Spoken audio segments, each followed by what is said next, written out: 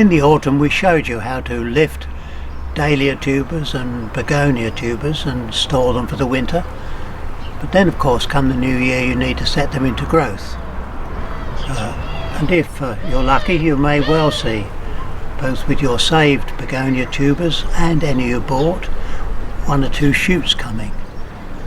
And very big tubers like this, if you'd like to increase the number, they can be cut in half. Do this as carefully as I can.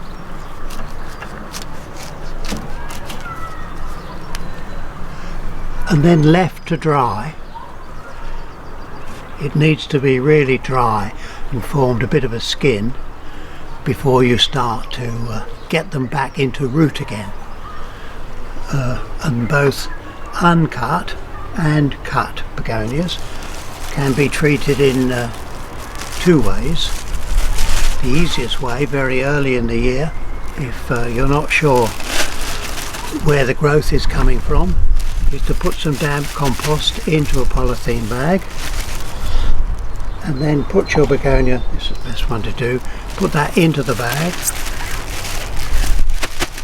cover that with damp compost and then put it somewhere really warm. Mine go in the top of the airing cupboard, quite honestly. And once you see roots starting to form through the bag, then of course you can move to the second stage, which you can go straight to if you so wish, and particularly later in the year when you get into March and April. Just damp potting compost, get your begonia tuber, that one's got a lovely lot of shoots, and plant it fairly well down in the pot, because then when the shoots grow they'll form some roots above the tuber, and that will help to hold the plant secure when it gets really tall. Make sure that it's labelled so that you know what you've got there. And given a few weeks, then it'll be up and away.